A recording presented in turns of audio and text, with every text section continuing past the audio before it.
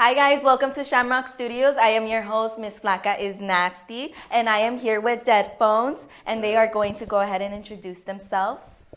Hello, I'm Gage Reed. I'm the guitar player and also the singer. I'm Shane Stewart. I'm the drummer and also the singer. I'm Charles, and I play bass and occasionally triangle.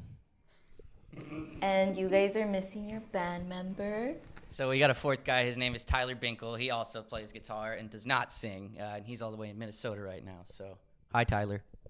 All right, so I'm going to go ahead and ask you guys your first question. How did you guys come together, and how would you guys describe the band overall? You want to take this? Yeah, I got this. Okay, so the band kind of started with just me by myself, just writing songs on the guitar. He was already in the process of being in a metal band, and I hadn't even met you yet. I think this is before the Fiddler show. I just had a gang of these songs that I wrote on the guitar, and I was singing them and shit, and I don't know if I could swear on here, but I already did. Okay, so I met a guy at CSUN, and him and I started the band kind of together, and then Gage joined, and then that guy left, and this is all in 2019. So over the process of time, things changed, the lineup morphed, and we're now where we are today with Charles and Tyler also filling out the lineup. So Gage has been with me since the beginning, but Charles has been in the band since about 2022. So he's been with us almost about a year now. Nice. And how would you guys describe Dedfones? Tough. It's just done what Nirvana did. Kind of like that. I don't know, skate punk, fucking grunge. I don't know. We sort of just put all our influences in a blender, and it kind of just sounds like that. But everybody says We try to that, make so, up new ones. What's the new one? Like Southwest emo now? Yeah, Southwest emo. And then you said that Charles wasn't in the band yet. Uh-huh. How did you guys meet? So Charles, I actually knew his older brother. Him and I used to play in like a post-rock band when we were in college together. And a few years later, when I had started Dedfones, I invited him. His older brother's name is Christian. I invited Christian over to come over and jam with us, and we showed him all the Dedfones songs. He's like, "Oh, my younger brother really likes this kind of stuff. Like, you should jam with him." And I think you were only like 18 or something at the time. I was a wee lad. I was a little boy. He was a wee lad, but eventually, when we needed a bassist really bad, I was like, "Oh, I should hit up Charles because that guy's gonna fit really well." Yeah, on Facebook Messenger. Yeah, That I never check anymore. Yeah, nobody fucking checks Facebook anymore, dude. But yeah, so that's pretty much what happened. I just sent him a good old direct message, and he came over and started jamming with us. And I knew immediately from the beginning he was right for the band because like he was just swinging his hair around and shit, and I was just like, natural. okay. Yeah, just like that. It looked just like that. And I was like, all right, this is the guy for sure. I got a strong neck. That's And why. he just learned, strong neck. He's a punk, true at heart. Yeah. All right, and you guys recently had a show here in Santa Ana on March 10th, right? How was that? Because I know that it was raining, but how did you guys like overcome that? Like, how was it? So, you want to take this? Yeah, it was like a little crazy. Like it was really raining that day. It was really, super really waning. waning. It was waning. Super muddy. Just dragging like a bunch of gear into like a tiny little backyard, a tiny little stage. Our homeboy Tyler was like, he was standing in the rain. Yeah, pretty just much. Standing in the rain. The stage was so jamming. small that he had to like stand off to the side. I mean, everybody that set the show up did a pretty good job at honestly making everything be overcomable. Like all the tarps and everything, it was pretty legit for what it was. I was like, wow, I can't believe everybody still turned up. Like there's Those mud and kids were- like everybody's still going hard. You know, Dude, those kids The crowd were was- crazy the crowd too, was man. sick. Yeah. The crowd was really Yeah, sick. Crowd was crazy. cool. So Santa Ana We kids dragged a were little bit to crazy. get to start playing, but like once we started playing, yeah, we lagged it a little bit. Sorry about that. It's okay, it already happened. All right, ultimately, what is your guys' goal overall as a band? Something like that. No, I guess our goal at the band is just keep doing what we're doing and just try to get as much people to hear us as possible. We just want to do what we're doing for as long as we can, and we're very happy doing what we're doing. Gotcha. And then obviously, I haven't been around in the music scene at all, like like in this type of music area. And then I'm very new to this. How is the music scene in your city, and like what is your experience with it? Do one of you guys want to take this? I could get this. But I think Gage is gonna get this. Sucks pretty kind good. of in our town. There's a lot of great bands, but like we're like nowhere to play. We all have to drive everywhere. We have to drive far. Yeah, you have to drive super far wherever you're going. That's just where all the things happen. Though there are people that do play and there's good bands and good stuff, there's no platform for us to really do anything. We have to come out to LA and Hollywood, which is great. That's where stuff's happening. But we pretty much, over the course of 2022, became a Valley band as opposed to a Santa Clarita Valley band. It's also kind of funny. San Fernando Valley. It's also kind of funny. We do have a show tomorrow in town. Yeah, that's true. Ironically, Shout out to Impulse Music. Yeah. But it's sort of dead in the water over there. It's basically how I would say it. But yeah. And then, how do you guys overcome your obstacles? And like, what has been one of your guys' difficult challenges so far? Oh, the garage. You want to talk about the garage? Yeah, the garage. Well, definitely COVID, because like we were like starting to work together like a year prior to COVID, and like we were ready to go to start playing a bunch of shows.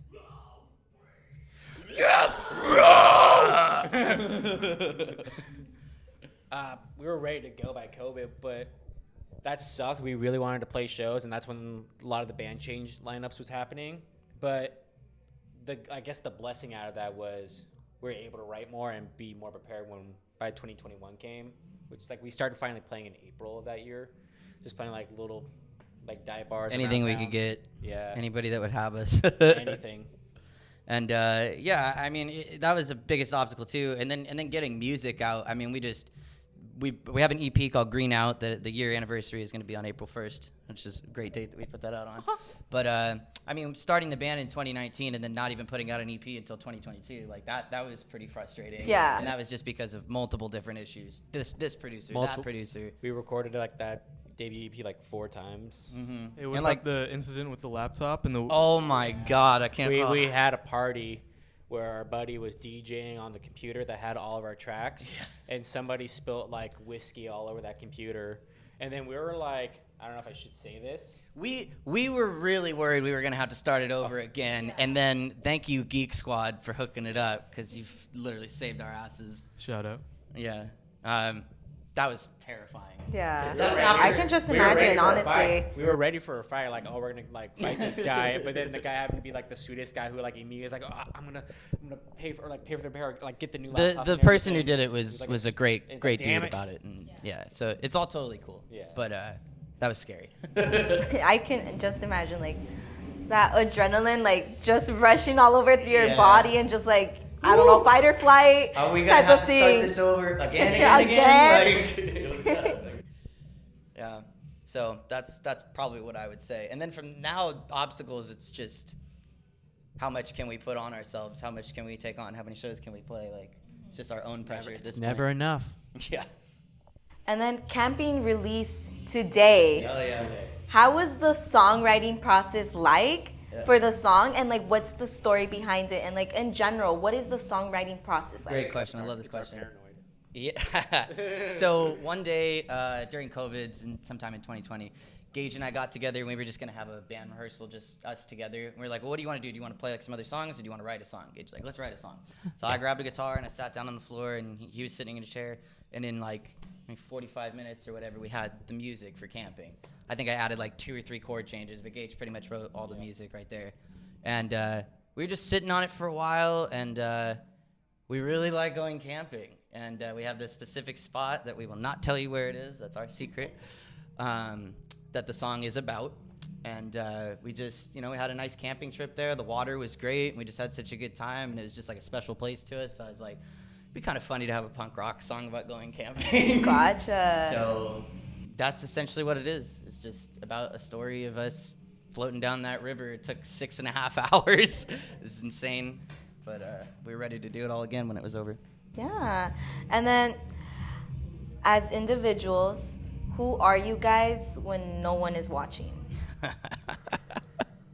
Charles, you start this one, man. Oh man. Let's see. During shows, I will throw the bass into my face until my forehead bleeds. That did happen one time. But In reality, when you're I'm- just a coder. Listen, yeah, Coder. yeah. At home, I'm a computer science major, so I just code all day. I try to make video games, and I don't know. I just play games. That's it. I love video games. So Yeah, I'm pretty much the same way. I mean, I ain't no coder, that's for damn sure. But I'm pretty much the way I am right now. Just me. I don't really change my attitude or my demeanor. For So you're anybody. just very humble and like you just stay true to yourself. In your words, thank you. I'll take that.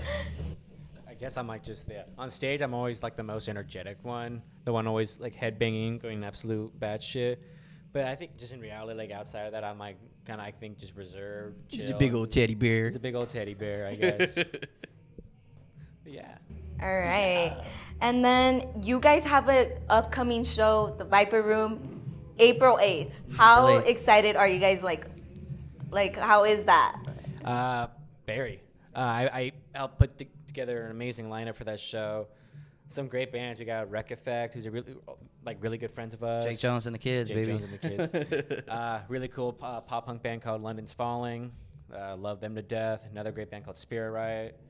It's gonna be fun. I can't wait. Saturday night. It's gonna be packed. I can't wait. It's to like see all it. our homies on the bill. You know, like we know everybody really well, so it's like My little coercing it. when they play a good show, I feel like I played a good show, even if I'm not on the bill. But we are on the bill, so it's gonna be like a big old party. I'm really stoked for it. All right. And then for my final and last question, it's the corniest question of all. Oh, boy. I like it. Who is your guys' inspiration? And what do you guys like relate to them? Like, do you guys relate childhood, like their upbringing, like them as like their feelings? This one's This one's a loaded one. Oh shit! We gotta do like a really short abridged version of this, I guess. Smashing Pumpkins for sure. I was gonna say Robin Williams.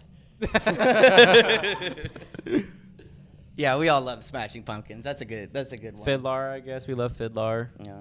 But like as individuals, like who is your inspiration? Oh. My dad. That's my inspiration. Because he's the man. Kiss ass. No, your dad's I'm cool. gonna have to wait. Like Charles go first or after next, I guess. Shoot. There's this. Just say his dad too.